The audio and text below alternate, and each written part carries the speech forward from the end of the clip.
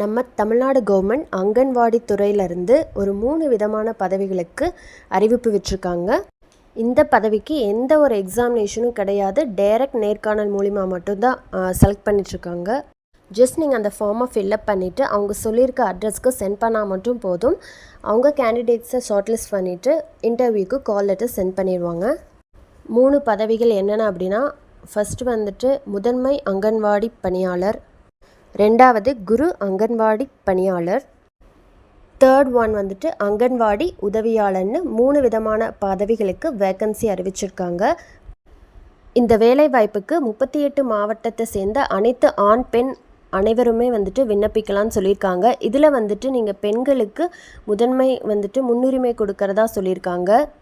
அது மட்டும் இல்லாமல் இந்த வேலைவாய்ப்புக்கு எப்படி அப்ளை பண்ணணும், ஃபார்ம் எல்லாம் எப்படி ஃபில் பண்ணணும், எந்த அட்ரஸ்க்கு சென்ட் பண்ணணும் அப்படிங்கிற முழு தகவலையும் இந்த வீடியோவில் 1 by 1 நம்ம பார்க்கலாம்.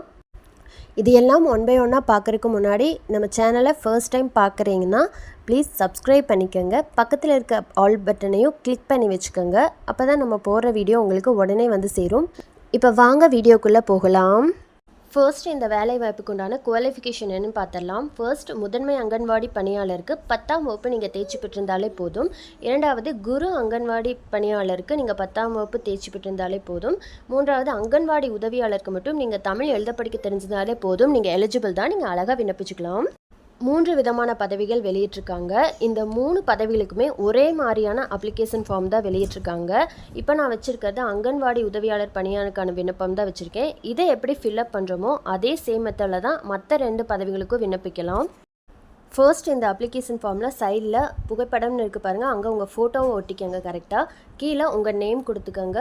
2வது உங்கள் அப்பா பேர் இல்லை கணவர் பேர் கொடுத்துட்டு 3வது இருக்குல்ல உங்கள் அட்ரஸ் கொடுத்துக்கோங்க. அப்படியே கீழே ஸ்க்ரோல் டவுன் பண்ணுங்கள்.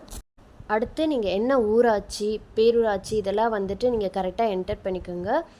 கொடுத்துட்டு அடுத்து கீழே வந்துட்டு உங்கள் கல்வி தகுதி என்ன அப்படிங்கிறத நீங்கள் இங்கே மென்ஷன் பண்ணிக்கோங்க. அடுத்தது உங்கள் பிறந்த தேதி என்னங்கிறதையும் கரெக்டாக கொடுத்துட்டு அதுக்கு கீழே 9வது இருக்கிற இடத்துல உங்கள் ஜாதி என்னவோ அது முழுமையான பேரை வந்துட்டு இங்கே எழுதிக்கோங்க. விண்ணப்பதாரரின் இருப்பிட முகவரி நிரூபிக்கிறதுக்காக உங்களுக்கு ஆதார் அட்டை, குடும்ப அட்டை இந்த மாதிரி கேட்டிருக்காங்க. அதோட வந்துட்டு ஜெராக்ஸ் வைக்கணும். அடுத்தது பார்த்தீங்கன்னா நீங்கள் வசிக்கிற இடத்துலேருந்து அங்கன்வாடி மையம் எவ்வளோ தூரம் இருக்குங்கிறதையும் இங்கே மென்ஷன் பண்ணிக்கோங்க. நெக்ஸ்ட்டு நீங்கள் கடைசியாக என்ன கல்வி தகுதி வரை நீங்கள் படிச்சிருக்கீங்க அப்படிங்கிறதையும் நீங்கள் இதில் மென்ஷன் பண்ணிக்கோங்க. அதுக்கப்புறம் நீங்கள் திருமண நிலை, நீங்கள் திருமணமானவரா, திருமணம் ஆகாதவரா, விதவையா, ஆதரவற்றவரா, கணவரால் கைவிற்றப்பட்டவரா அப்படிங்கிறத நீங்கள் இங்கே மென்ஷன் பண்ணிக்கோங்க. அடுத்தது வந்து இதர தகுதிகள் அப்படின்னா நீங்கள் எக்ஸ்ட்ரா வந்துட்டு உங்களுக்கு என்ன தகுதி இருக்குது, டைப் ரைட்டிங் இந்த மாதிரி கம்ப்யூட்டர் ஏதாவது தெரியும்னா அதையும் இங்கே மென்ஷன் பண்ணிக்கோங்க. அப்புறம் நீங்கள் எதுவும் பர்சனல் டிசபிலிட்டி பர்சனாக இருந்தீங்கன்னா இங்கே கீழே மென்ஷன் பண்ணிக்கோங்க 14வது இடத்துல. அப்படி இல்லாட்டி இதை நீங்கள் விட்டுறலாம். நெக்ஸ்ட்டு 15வதுல உங்கள் குடும்ப வருமானம் மொத்தம் எவ்வளவோ அதை இங்கே மென்ஷன் பண்ணிக்கோங்க. நெக்ஸ்ட்டு இடம், நாள் குறிப்பிட்டுட்டு உங்கள் கையெழுத்தை போட்டுக்கோங்க. இதெல்லாம் கரெக்டாக ஃபில்அப் பண்ணிவிட்டு அதுக்கு கீழே கொடுத்துருக்காங்க பாருங்கள் என்னென்ன டாக்குமெண்ட்ஸ்லாம் நீங்கள் அட்டாச் பண்ணணுங்கிறத. அதெல்லாம் நீங்கள் தெளிவாக படிச்சுட்டு நீங்கள் அந்த ஃபார்ம் கூடவே இதெல்லாம் அட்டாச் பண்ணிக்கோங்க. இது கீழே பார்த்தீங்கன்னா நீங்கள் பள்ளி மாற்று சான்றிதழ் வைக்கணும். அதுக்கப்புறம் விதவை, கணவரால் கைவிட்டப்பட்ட அந்த சான்றிதழ், அதுக்கப்புறம் வந்துட்டு நீங்கள் இருப்பிடச் சான்றிதழ் வைக்கணும். அப்புறம் டிசபிலிட்டி பர்சன் அந்த சான்றிதழ், அதுக்கப்புறம் டைப் ரைட்டிங், கம்ப்யூட்டர், நீங்கள் டிரைவிங் லைசன்ஸ் ஏதாவது வச்சுருந்தீங்கன்னா அதோட சான்றிதழும் அட்டாச் பண்ணுங்கள். ஒன்ஸ் அட்டாச் பண்ணிவிட்டு அந்தந்த மாவட்டத்தில் உள்ள குழந்தை வளர்ச்சி திட்ட அலுவலர்கள் அந்த மாவட்டத்துக்கு உங்கள் அப்ளிகேஷனை சென்ட் பண்ணிடுங்க. அந்தந்த மாவட்டத்துக்கு தனித்தனியாக அதுக்குண்டான அட்ரஸ் எல்லாமே இருக்குது. அதுக்குண்டான அட்ரஸ்க்கு நீங்கள் சென்ட் பண்ணிடுங்க. இந்த வீடியோ உங்களுக்கு பயனுள்ளதாக இருக்கும்னு நான் நம்புகிறேன். இது தெரியாத ஃப்ரெண்ட்ஸ்க்கும் நீங்கள் வந்துட்டு ஷேர் பண்ணுங்கள். இது போல் பயனுள்ள தகவலுடன் வரேன். நன்றி.